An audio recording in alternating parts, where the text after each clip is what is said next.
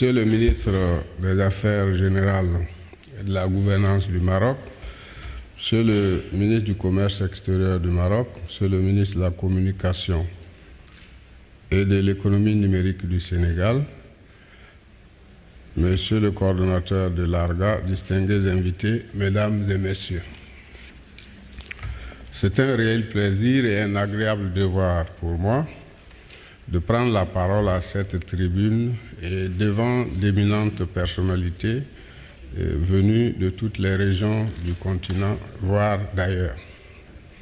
Permettez-moi, avant de poursuivre mon propos, de traduire toute ma reconnaissance aux autorités marocaines pour les marques d'attention dont nous sommes l'objet depuis notre arrivée dans ce beau pays africain.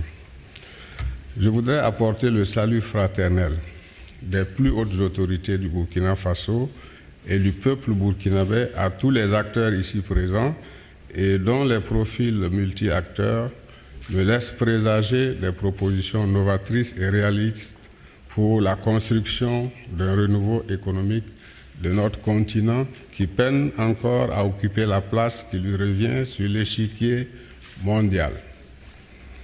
S'il est un domaine qui constitue une préoccupation commune à tous les pays africains et aux organismes régionaux, c'est bien la problématique du développement économique au regard des répercussions en termes de stabilité politique, sociale et institutionnelle.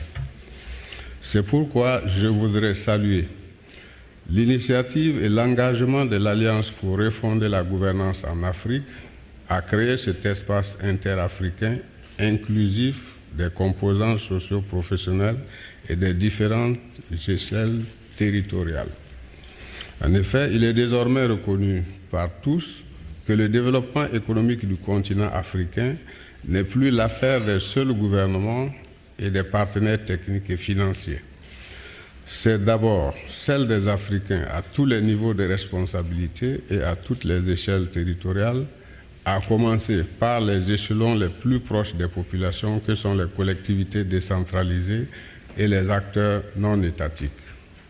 Honorables invités, Mesdames et Messieurs, dans ce monde globalisé et confronté à des crises économiques aiguës qui interrogent même la solidité et l'efficacité des modèles occidentaux, l'Afrique se débat sans pour autant trouver sa voie.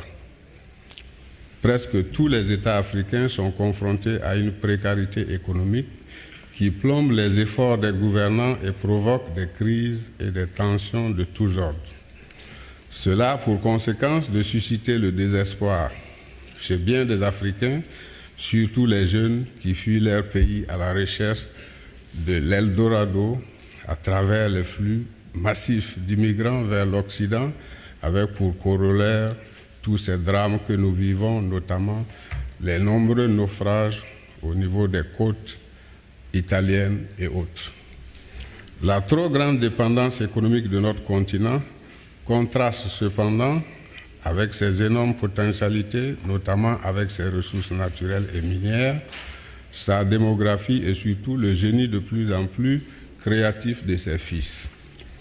En effet, pendant que certains Africains désespèrent de leur continent, la majorité s'y investit intensément, convaincue qu'il s'y joue l'avenir du monde.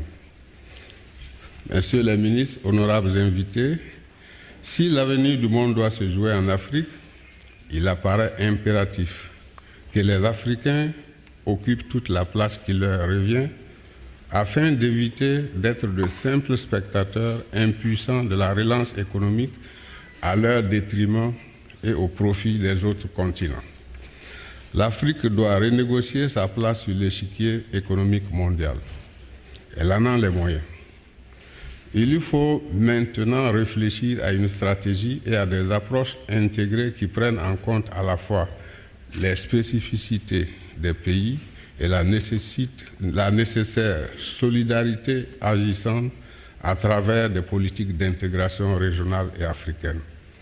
Cela passe par une coopération plus poussée vers la réalisation d'infrastructures transnationales, la conjugaison des efforts d'investissement dans le domaine de l'industrialisation, de la transformation de nos ressources naturelles, du renforcement des capacités institutionnelles, organisationnelles et opérationnelles des acteurs, dont les collectivités territoriales.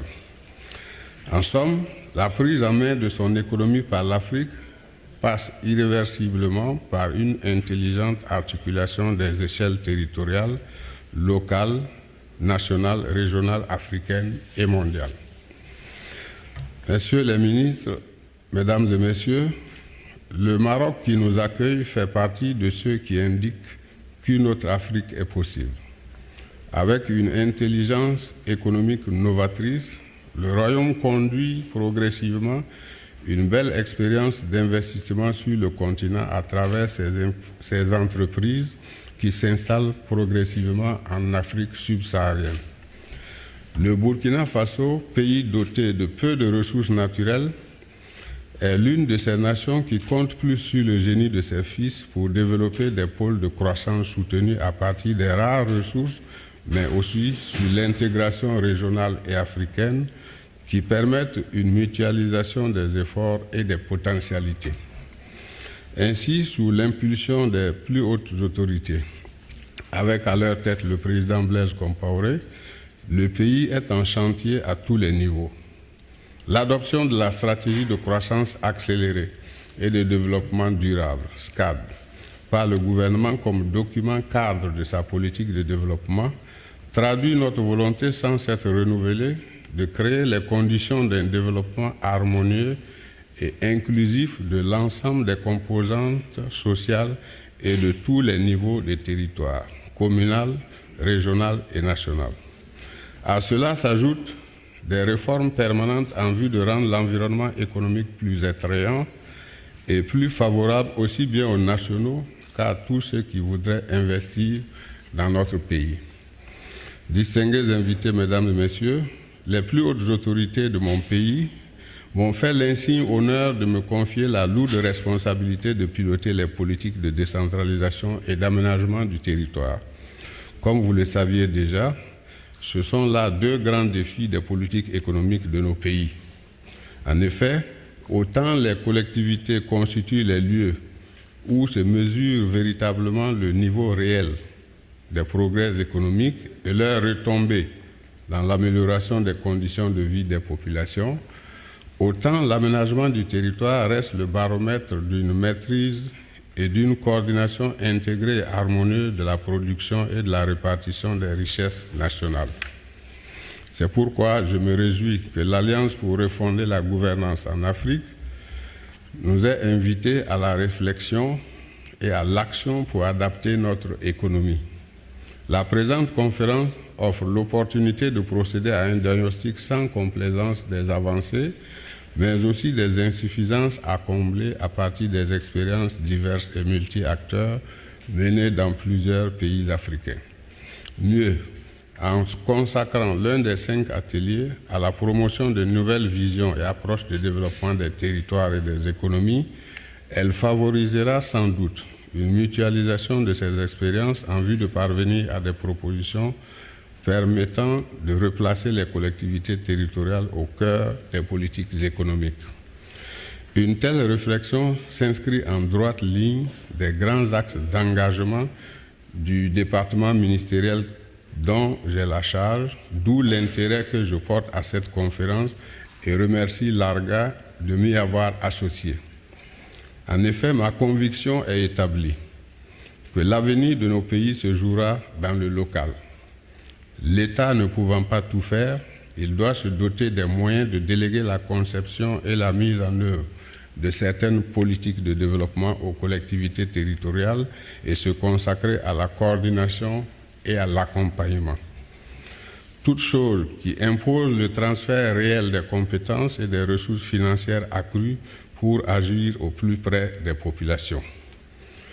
Mesdames et Messieurs, distingués invités, en faisant le déplacement de Rabat, j'ai voulu témoigner mon intérêt personnel et celui de notre gouvernement à de tels espaces de réflexion qui nous permettent de partager nos expériences et de nous enrichir de celles des autres. Je voudrais donc vous assurer que dans les limites de nos moyens, prérogatives et missions, Nous prendrons en compte les recommandations de la présente conférence. Enfin, je me ferai le porte-parole de la conférence auprès des plus hautes autorités du Burkina Faso et de mes collègues du gouvernement pour une prise en compte des conclusions pertinentes qui en découleront. Avant de terminer mon propos, permettez-moi de remercier une fois de plus les autorités du Maroc pour l'accueil fraternel, chaleureux qui nous a été réservé. Merci à Arga et bons travaux à vous, je vous remercie.